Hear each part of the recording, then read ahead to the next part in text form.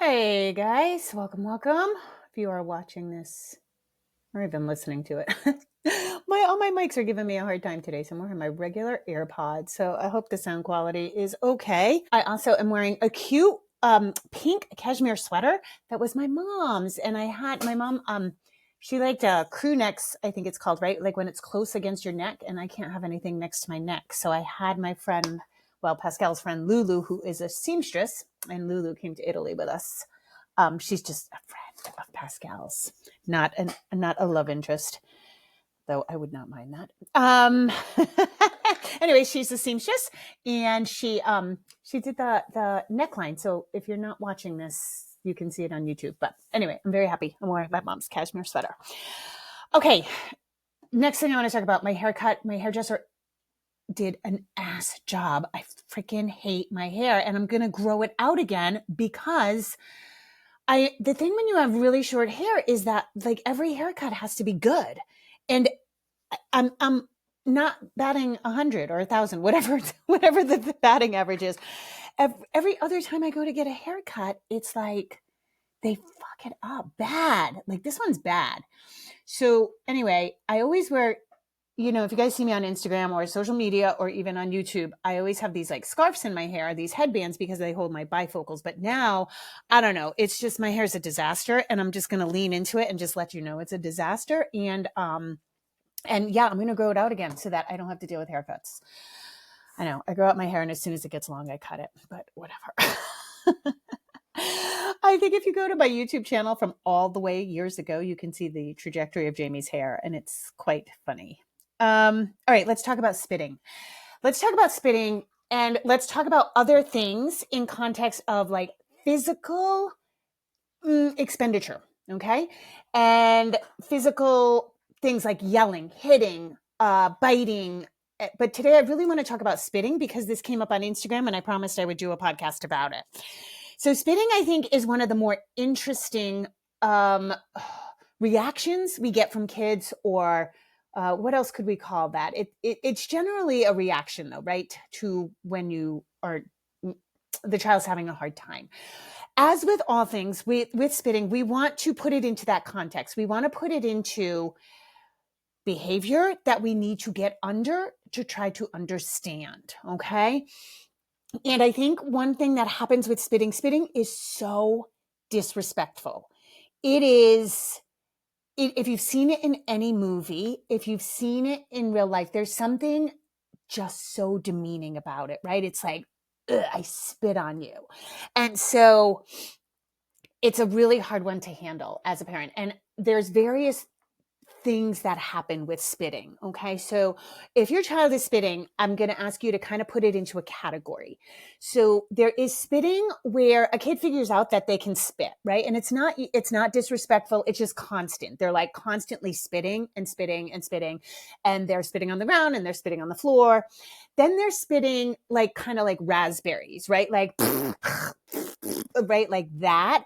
And that is usually young toddler. They figure out they can do that. They figure out probably in a funny moment of raspberries that spit spewed on another person's face makes the other person cringe or get angry. And that is hilarious. So that may continue. Then there's like spitting in like, I don't like you. I am looking to demean this whole interaction. And that's the more disrespectful kind, right? And that kind of spitting can be hawking a loogie, which is ultimately like just, it's so gross. But of course, did you know that spitting's illegal in 49 states? It is illegal to spit in public. There's your random fact for the day. But that like hawking a loogie, and now of course, obviously if somebody's sick and they're trying to get some phlegm out, we can grant a little space for that, maybe not in church or maybe not in the car, but we can grant some space for that. But what are you going to do with the loogie, right? Then there's hawking a loogie to literally spit it on somebody else, which is ultimately the grossest and most disrespectful. So kind of try to ascertain, because when somebody says, oh, my kid's spitting, I don't really know what you mean. And all those things are slightly different. Now, for the In all instances, though, let's run through. There's a lot to this, and I feel like I need a flow chart, so that's why I'm stumbling a little. So let's run through some of the reasons your child may be having trouble with spitting. So number one, they're getting a reaction. And I said this at the beginning with the raspberries, but we know that getting a reaction is gold for all kids. Kids love attention, positive or negative. There is nothing more hilarious than watching adults fly off the handle, especially in our current parenting where we don't and I'm on board with this, where we don't hit children or we don't threaten them, but when we are trying to be kind in turn, our kids think this is hilarious. Okay. So there's getting a reaction, and that's for all the types of spitting. Obviously your reaction is going to be different. It's going to be like, oh, just stop it. Oh, that's gross. Oh, you're going to get people sick, or to like, oh my God, that's so disrespectful, right? Spitting can also be an intense emotional expression. Okay. And again, it's usually done out of anger, and it's usually demeaning, which means the person either has scathing no respect for you, which is troublesome if your young child is doing that. And it also can mean that they have felt demeaned. So this could be that somebody else has done this to your child, and now they in turn are trying to get some power back. Okay. But this could also mean that something is happening in your dynamic where your child has scathing disrespect for you. If you think it's that, I would seriously reach out for help in a consultation, because let's figure that out, because that's usually a massive skewing of boundaries, and you probably need help navigating that. Okay. But recognize that it's up there. It's up there with hitting and biting as far as like intense expression, emotional expression. So we want to get under that. Okay. We're going to go into like how to handle these, but I wanted to list these first. There is attention seeking, which again, it's kind of like getting a reaction, but it could be because your child's feeling ignored. Okay. And a child can feel ignored even when we think we're not ignoring them. So just know that.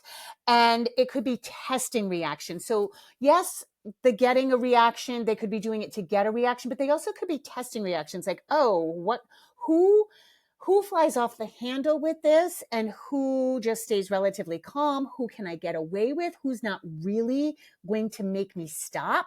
And spitting's hard to stop because what are you going to do? Tape your kid's mouth shut? Right?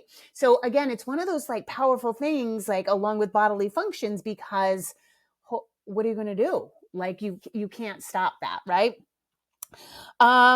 It can be them figuring out their power. And that's a similar dynamic, right? Is like, okay, what happens when I do this and they can't really do anything about it? How far can I take it? And then the last thing is it could be a maladaptive sensory need.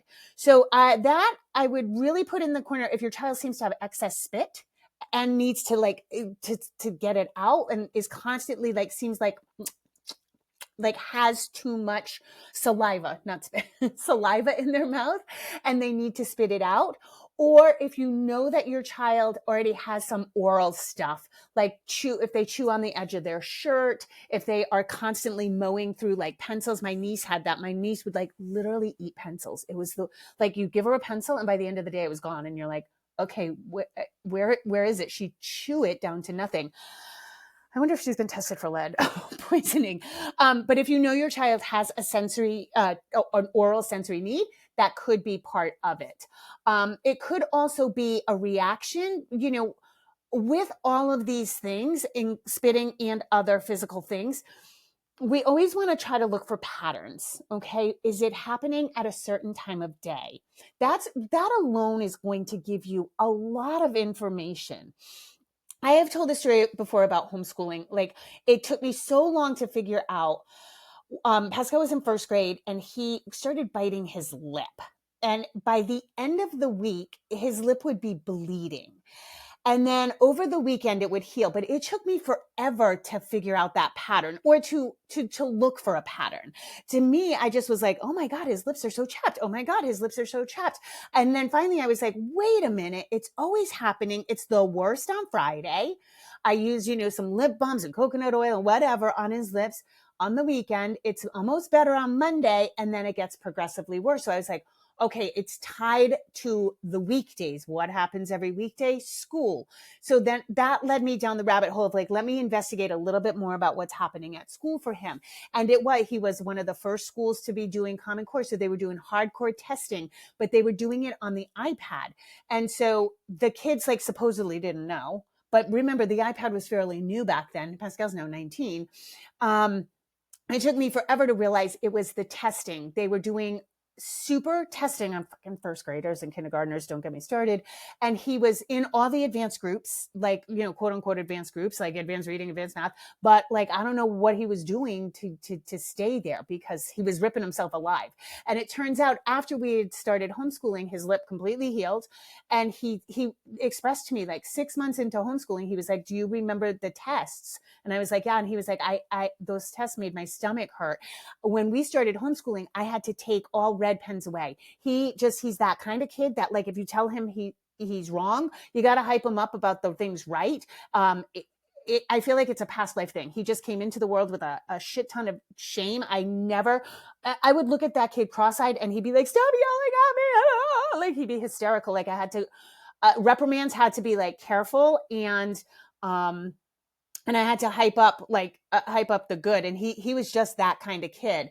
And I had to get rid of all the red pens, crayons, markers. He was so like, I can't get it wrong. I can't get it wrong. He would erase paper down to the desk. Like he was just a nervous learner like that.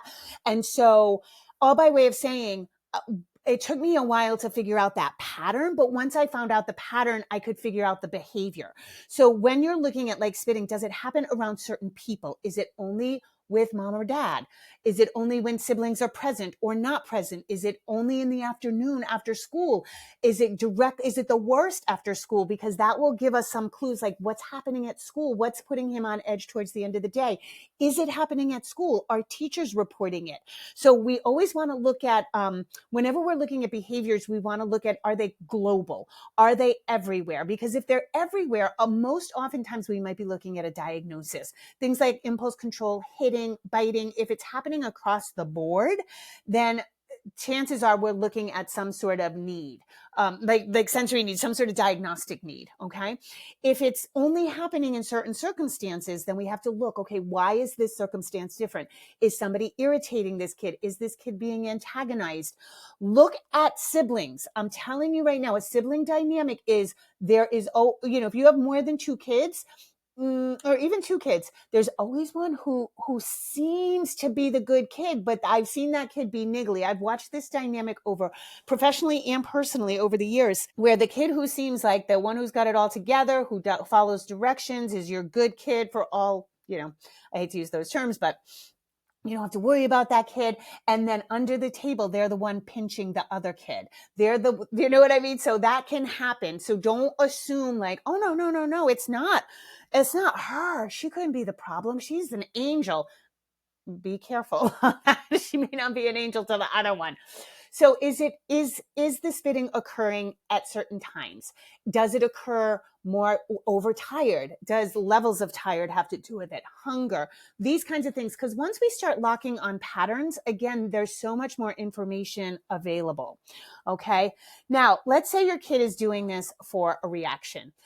I am always in the camp, and this doesn't work all the time, and it doesn't work with every kid. And I can't believe I have to actually always say this, but let that be known.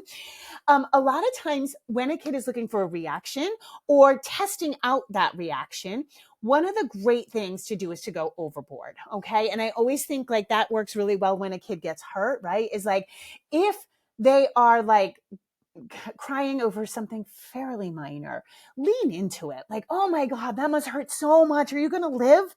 Do you think we have to go to the hospital? Should I make plans for your funeral? Like go over the top. And sometimes that just jumps the track. And so, with spitting, if you feel like they're doing it to get a reaction, give them a big reaction. And it can be like, Hey, you're spitting. Oh my God. What is going on? Are you hungry? Do you need something in your mouth? Do you need something out of your mouth? Should I pull a tooth? Oh my God. Do you need love? If you think your kid is doing something for attention, for fuck's sake, give them attention. Okay. I hate this term more than anything. Oh, don't worry about him. He's just doing it for attention. Okay. That's clear communication, okay?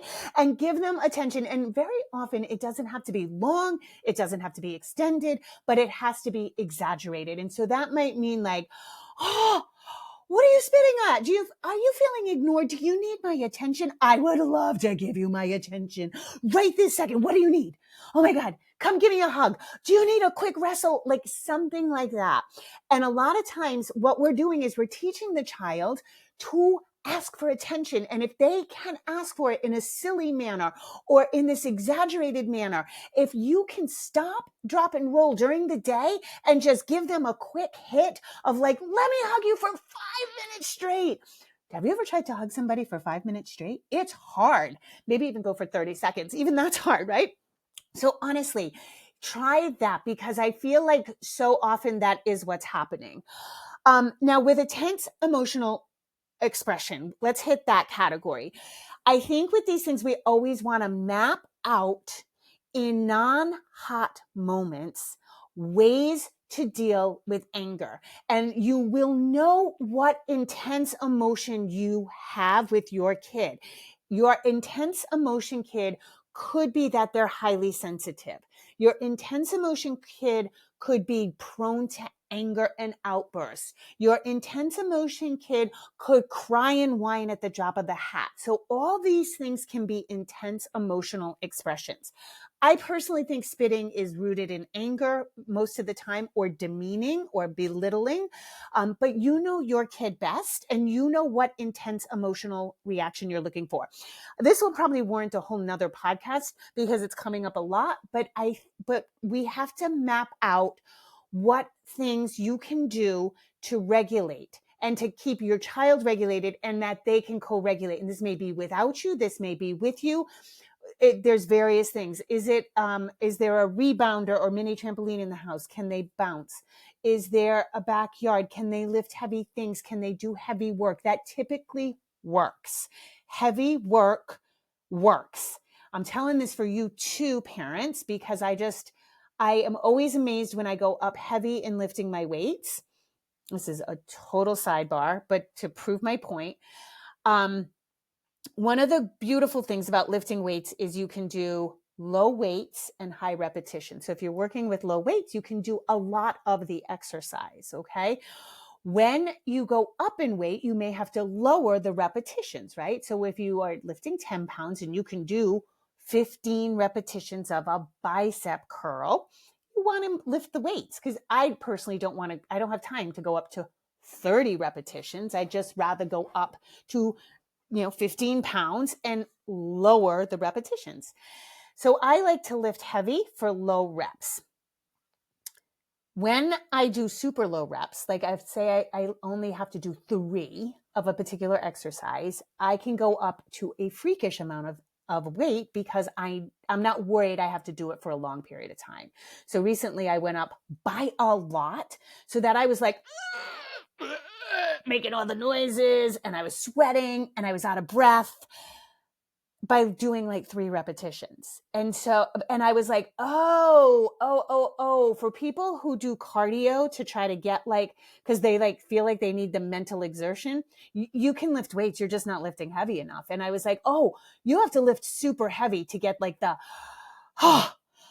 yeah, I did that. So anyway, it's changed everything and it really helps.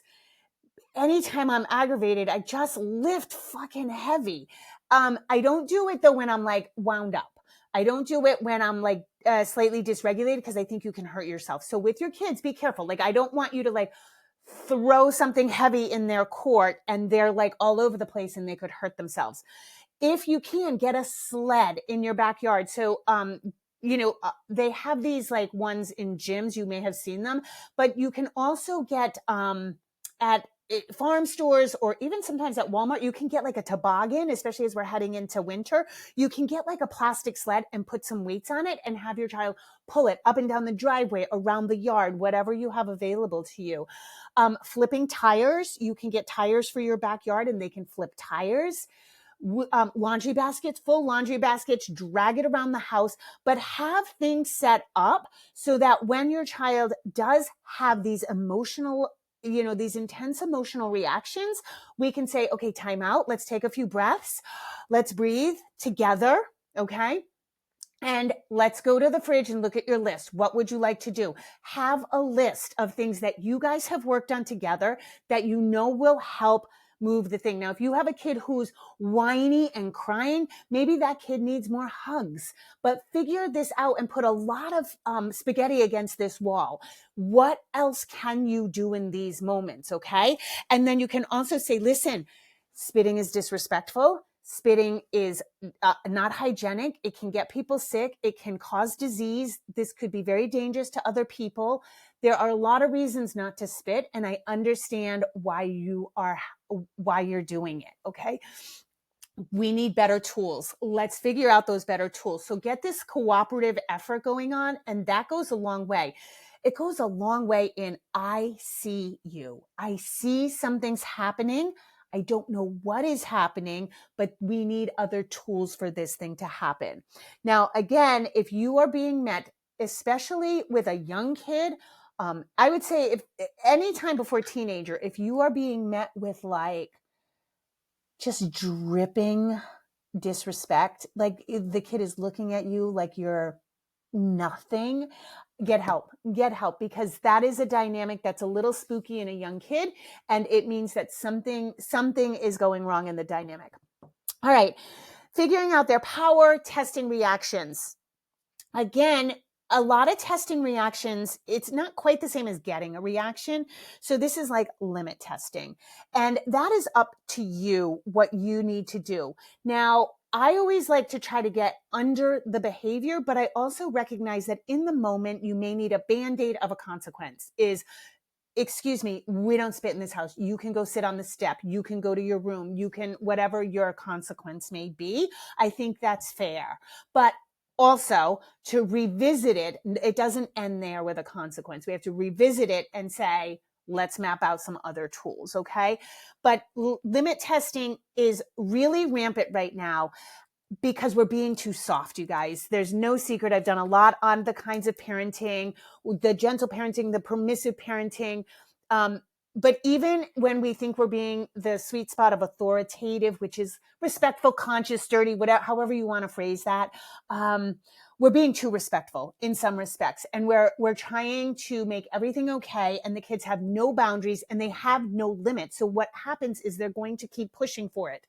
So if your kid's under 8 years old, you don't have to process. You don't have to process shitty behavior. Everybody's worried about processing. Not only, I mean, first of all, we're not just processing, we're fucking pureeing, but we don't have to process. We need to say, you're feeling this. You can have this feeling. How that feeling is coming out is not acceptable. We don't do that in this house. Here's what's going to happen if you do that again. And then you lay out what's going to happen. That is setting the limit. That is setting the boundary. More of this, please. Okay. Because what's happening is we're like, oh, I think you're feeling angry. We're diving into the emotion. We can dive into the emotion without processing it later. We can say, look, spitting usually me. I think that you were trying to get my attention because I've been very, very busy. You probably have a notion of why your kid's trying to get your attention with this. Okay. And you can say, I think this is what's happening, and you may ask me for my attention, and I promise I will try to stop what I am doing and give you attention in an appropriate way. We're not spitting anymore, though, okay? You cannot spit because of all the reasons, okay? But you don't have to you don't have to process the emotion. That's where a lot of parenting is it's getting heavy for kids. And it's not actually setting a limit. It's making the kid it's miring down the conversation. First of all, it's muddying the need. The need can be stated, the feeling can be stated, and then you move on. Okay. And setting the limit is, I think parents are just having a really hard time with that, which is it's so easy, you guys. It's if you do this one more time, this is what's happening. And then people will say, oh, yeah, but Jamie, I did that. And he got really mad or he was screaming. Okay, he might scream. That's going to be possibly the thing. The reactions might get big because you set a boundary doesn't mean the kid's okay. I mean, the kid's going to be okay with it, right? And then again, with the maladaptive sensory needs, you probably know what's going on there for your kid. You probably know that that they're having some sort of something going on, and it could be even like overstimulation. It could be too loud. It could be certain foods. It could be visuals overstimulating. I just think like, especially for our under 6-year-olds, guys, just stay away from anything like with lights, like any of those Chuck E. Cheese or like arcades, anything like that that's going to be like just overstimulating. We got Halloween coming up. Just stay out of the freaking displays and I don't know. I just think it's so much. Save the visual stimulation for like Christmas lights and go around and look at people's lights like in a car. Okay, so one of the things too we can do with spitting in particular is we can give alternatives. So you can acknowledge the fact, okay, I see you're spitting. And again, this kind of depends what category of spitting you're in. If somebody's spitting on you, I think, I don't know. I also think there's something to be said for doing it back to the kid. And I know that's controversial and I know that can seem like immature, but I also think that when we talk about like how disrespectful it is, I do think that sometimes feeling what it feels like can be useful, but use at your discretion. I don't think that's for everybody. But you could also offer alternatives, which is like, hey, you can't spit on the ground. You can't spit on the floor. But if you need to spit, you can go to the bathroom and spit. So that's a nice alternative. It keeps you calm. It just offers another thing to do. Like, oh, this isn't a big deal. I think what's really tricky here is you should stay consistent in your reaction. So decide ahead of time when you have a spitter, decide with your spouse or whoever the caregivers are, like what are you going to do? Are you going to be appropriately angry, which it's okay. No, absolutely not. We don't do that. That is fine. I'm not yelling. I'm not dysregulated. As long as you can stay regulated, appropriate anger is okay. Especially if they're like spitting in faces or spitting in their siblings' faces. If you are going to just offer other things and stay very, very calm, that's okay too. But try to stay consistent in whatever your messaging is. Because again, I think so much of this plays, whatever the initial reason for spitting is, I think so much of it ends up being about your reaction. Okay. And so try to stay consistent in the messaging and do that. And there's many ways to hit it. There's staying calm. There's overreacting. And then there's the limit testing, which is regardless, I think there should always be, if you do it one more time, this is what's going to happen. Okay. And that's for you and your spouse. A couple of things, like I said, you sit on the stair, time ins, go to your room. If the child's a little bit older, maybe it's, no screen time. I don't know, whatever that consequence is, that's up to you and your family. All right. And then the same goes, all of these things go, that what prompted this is I did a post on Instagram and I said, somebody had asked for an appropriate consequence for jumping on the couch. And I did a reel because when we talk about jumping on the couch, when we talk about being too loud, when we talk about hitting, biting, spitting, those are like more extreme, but these are all physical exertions. And when we talk about consequences for these things, we first have to look at the need. And so if a kid is jumping on the couch, I've said this so many times, hitting often is like backed up energy in the arms, like no personal space, constantly pushing, usually means the kid needs more arm things, like climbing, more like hanging, pull-ups, that kind of thing. Yeah. But flipping tires again, that's a good one. So we want to, before we look at a consequence, we want to say, like, what need isn't being met? And I really think, as we're so busy, and if your kid is in school, yes, they have been playing all day, but chances are they have not been playing with the kind of veracity that we need them to be. Ferocity, velocity. Okay, those are the two words I was combining. Veracity. Yeah, I can make up words for it. So if you are, both parents work outside the home, you're single, any of these circumstances, and your kid is getting picked up at aftercare, and then you get home and they're being little turds in their behavior, they need more physical activity. And you can say, oh, they've been at school all day, they've been playing. They go to the playground. No school is going to allow your child to play the way they need to play because it's too rough. Okay, they need to be body slammed. They need to be hanging dangerously. They need to be lifting abnormally heavy things. And they're not going to get that in school unless it's a very rare school, which if it is, awesome. But that's not happening. Okay, so make sure that that becomes part of your nightly routine so that this behavior gets out. We want to address the need. Kids jumping on the couch need to jump. They need a safe place in the house to jump. If they don't have that, then they need more time outside. It is a sensory physical need. They're asking for sensory input. They're asking for proprioception. They're asking for their vestibular systems to be activated.